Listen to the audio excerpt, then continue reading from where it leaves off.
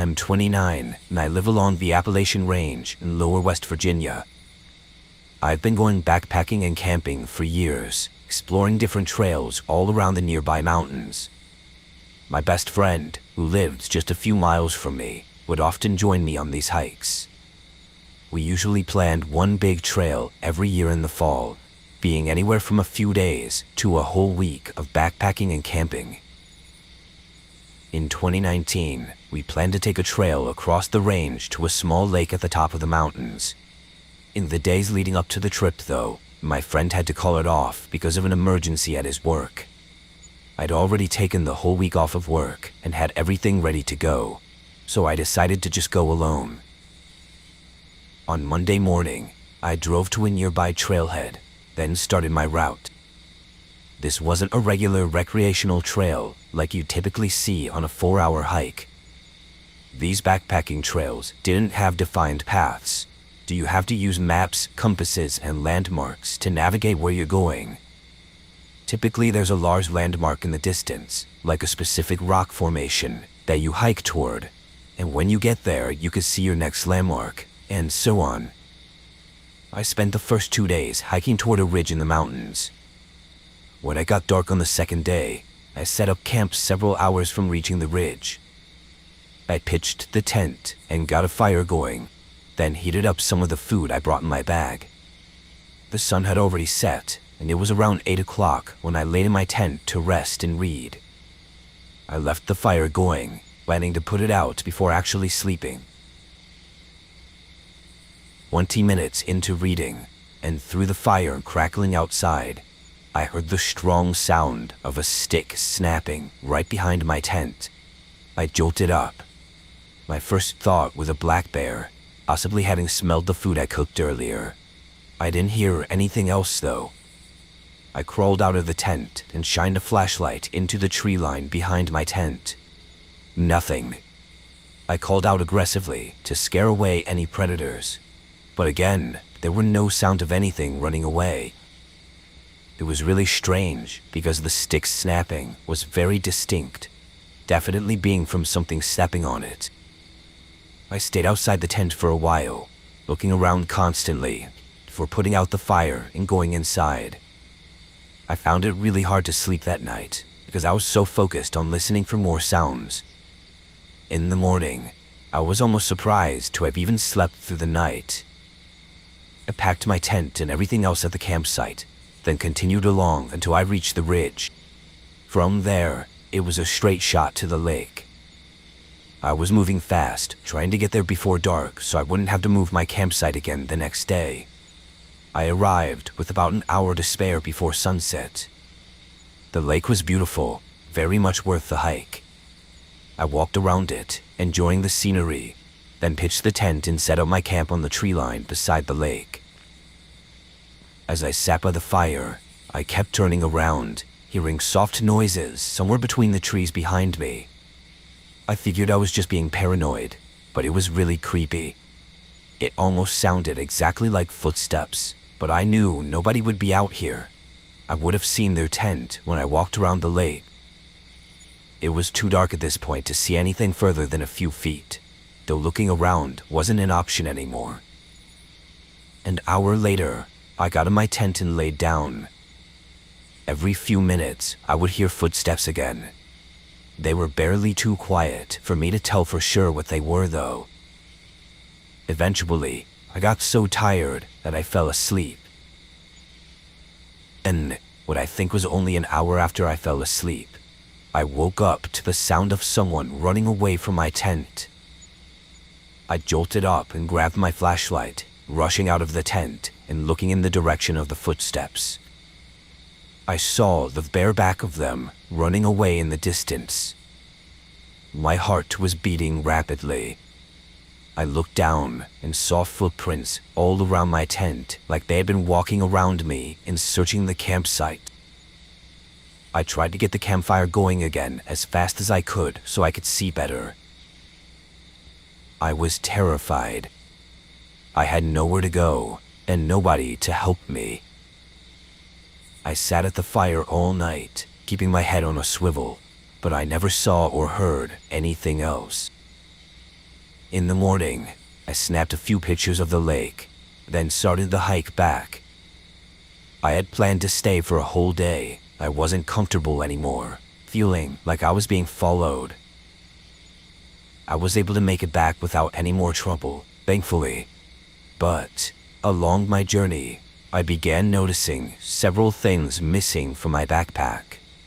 Small things like food, a few tools, etc., but I always had my bag with me. Even today, I wonder if whoever had been outside my tent that one night had actually snuck inside and stole from my bag while I was asleep. Even the thought of it makes my whole body shiver.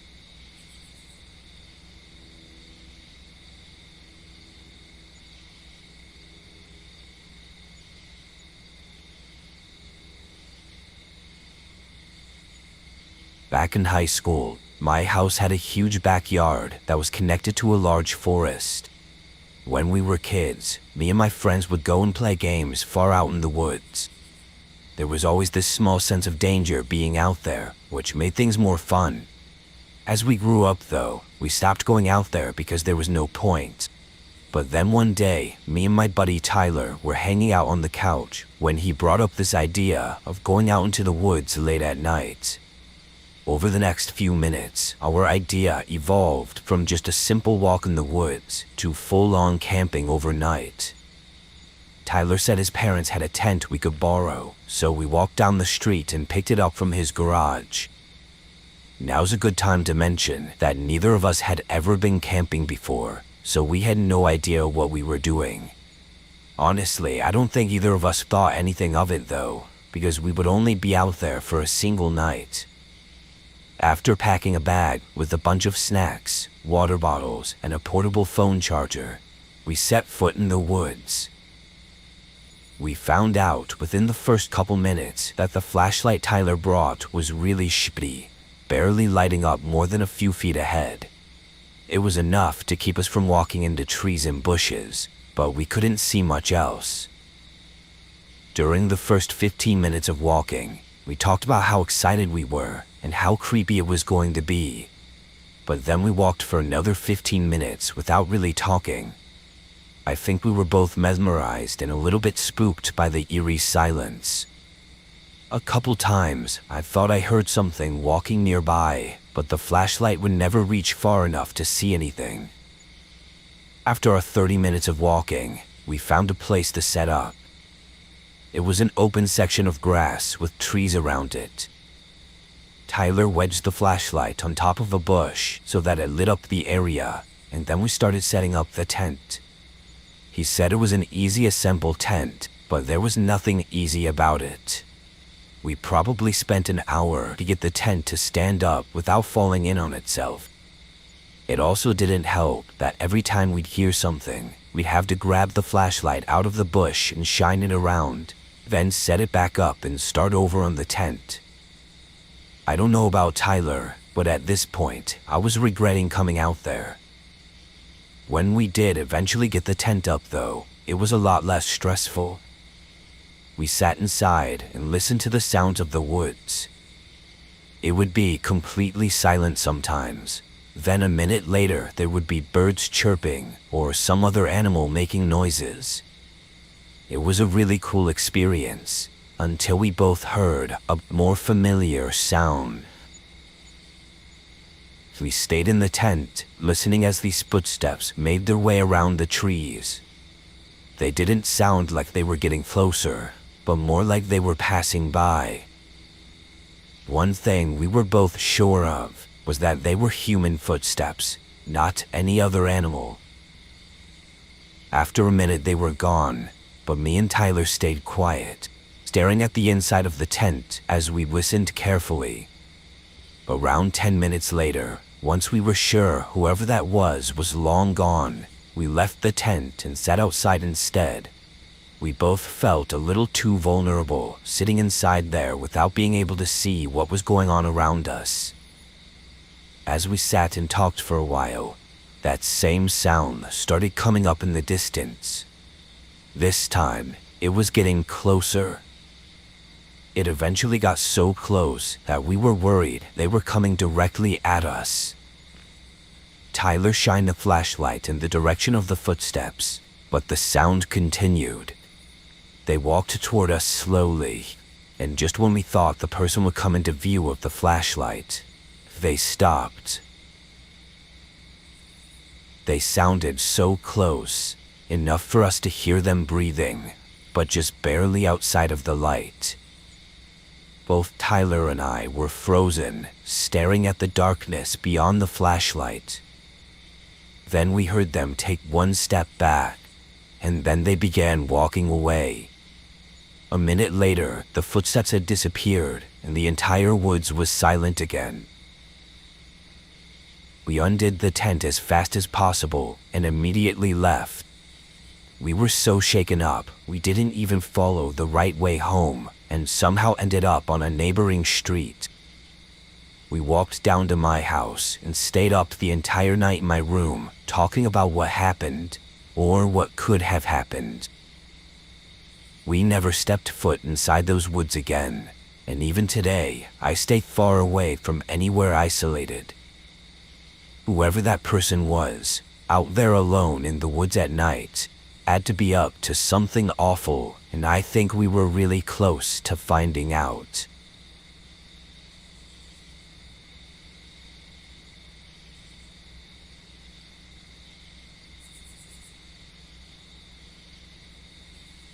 I'm 28 and live in Illinois. If you've ever been here, you know this state is completely flat and doesn't have much to do in terms of hiking or camping, at least not with scenic views. This year, I tried to go camping for the first time in a secluded forest. I thought it would be the perfect starter camping trip, since the land was flat and the trail was mostly a straight shot. At the end was supposed to be a small pond, so at least there would be somewhat of a nice view. The hiking part was short, being just under an hour, but the pond at the end was very underwhelming to say the least. It was very small and surrounded by swampy mush, so I had to put my tent further down into the forest where the ground was dry.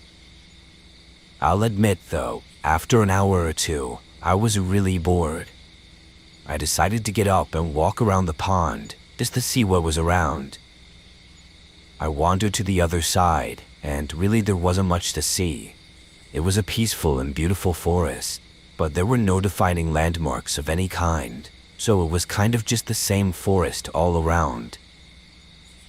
I started making my way back to my camp, and by then the sun was mostly gone. I brought a small fire starter, so I used that to get a campfire going and heat up some food. But not long after sunset, I noticed a light across the pond.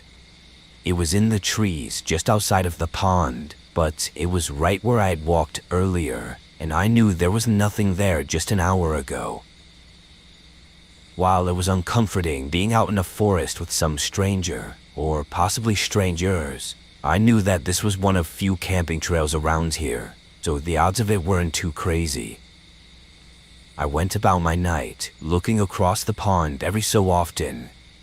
As it got darker though, this light that I thought was a campfire became more apparent, and I realized it was a flashlight, or some sort of mechanical light.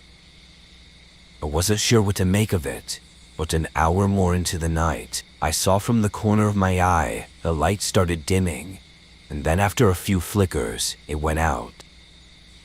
I stared at the dark and empty forest across the pond for a good 10 minutes, waiting for the light to come back up, but it never did. It gave me chills, but again, I had no idea what to make of it. The rest of the night was surprisingly quiet. I slept, and as far as I'm aware, nothing happened overnight. As the sun rose, I prepared for another walk. I was still thinking about that light I saw, and really wanted some answers. I walked around to the other side of the pond where I saw the light coming from and searched around. It didn't take long for me to find the culprit, a hefty flashlight laying in the grass. The batteries were drained, but it looked pretty new. No scratches or noticeable wear and tear. I looked around some more and saw nothing else to indicate someone being here.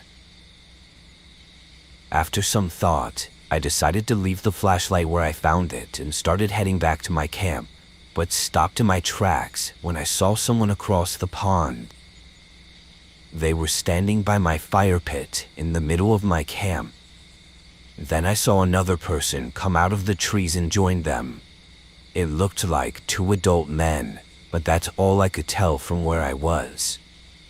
I was too scared to yell or say anything, so I just watched as they walked around my camp and looked through my things. Then one of them stopped and turned to face the pond.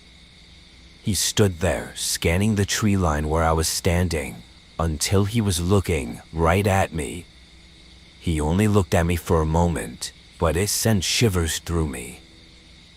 I watched the man leave the camp and start walking between the trees. I lost sight of him for a moment, until I caught a glimpse of him sprinting through the forest. I ran further into the forest, away from the pond. I knew the chances of them finding me were near zero, but I was too scared to think straight. I ran for probably 15 minutes before I stopped and turned in the general direction of my car. Luckily, I made it safely. I lost everything I had. To put it shortly, nothing happened afterwards. I filed a report with the police, but it all turned to nothing. I think about that flashlight a lot, though. Was it those men's, or was it someone else's? I hope the flashlight was just a ploy they used to get me away from the camp, but if it was, then why would they come after me? I keep trying to convince myself that it was just a robbery and they had no other intentions, but in my gut, I know that I likely came close to never making it out of that forest.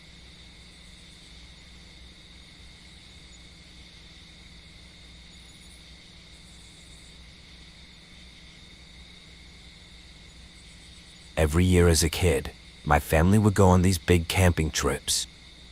I was always really excited because we lived in Arizona, where there's pretty much nothing, and we'd camp in Washington. Seeing trees and grass was my favorite part, but I also got to see all my cousins, and even though we only saw each other a couple times a year, we were really close. My favorite cousin, who was more like a brother to me, was Luis. He was a year older than me, and we were inseparable when together. Because of what happened, we became even closer after that camping trip.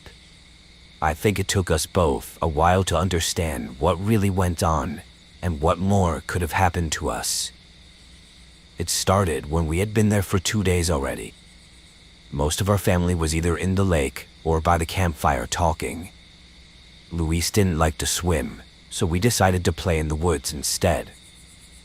We played a version of tag called Bandit. We'd switch off being the cop and chase the other one, who was the bandit, until we catch them. We would play for hours, but in the woods, it's easy to just keep running and not know where you're going. We tried our best to stay within viewing distance, but when Luis started chasing me with a huge stick, I guess my adrenaline kicked into hyperspeed. I don't know how long I ran for, but eventually, I ended up at an old-looking trailer. Luis wasn't far behind, but I remember him throwing the stick down, his focus now on what we both assumed was an abandoned trailer. We discussed investigating it further, and I'm not really sure why, but we decided not to. We started walking back, but we didn't really know where we were going. Probably about 10 minutes into our walk, we saw a couple coming towards us, pushing a shopping cart full of stuff. The woman approaches us and is really nice, while the man stayed back. She asked if we were lost, who we were with, our names and ages, and I remember when we told her how old we were, she looked back at the guy and then to us again. She told us we don't have to be scared, and she'll help us find our way home after they drop off their stuff at their campsite. She said we could also make s'mores if we wanted. Luis and I were hesitant, but she seemed really nice, and it was still daytime, so for some reason that made everything way less suspicious. In my 7-year-old brain, bad people only do things at night, so we were fine. We walked with them for a while, following them back to their camp. While her and Luis were talking, I glanced over at the shopping cart. It was filled with a bunch of rusty metal things, and what looked like to be nothing new. Nothing was in bags. Everything just looked like trash they'd found somewhere. I started to get really uncomfortable, but I could tell Luis was too. Every time I'd look over at the guy, he was never smiling, and sometimes he'd be staring at me with a blank stare. This was 18 years ago, and I still remember how creepy he looked. We walked a bit further until the trailer came back into view, and the woman grabbed Luis and mine's hand and asked if we were excited for s'mores. Suddenly, I heard Luis's name being called, and then mine. We all stopped for a second, and the lady squeezed my hand a bit tighter. He asked something to the guy along the lines of what they should do. He responded, but I don't remember what he said. The lady started to turn us toward the trailer while holding us tighter and tighter. She started to speed up as well, into sort of a fast walk. I looked back and saw my sister through the trees. Without hesitation, I yelled her name, and the lady immediately let go of my hand. Luis and I ran to her as she made her way towards us. My sister yelled to the others that she'd found us.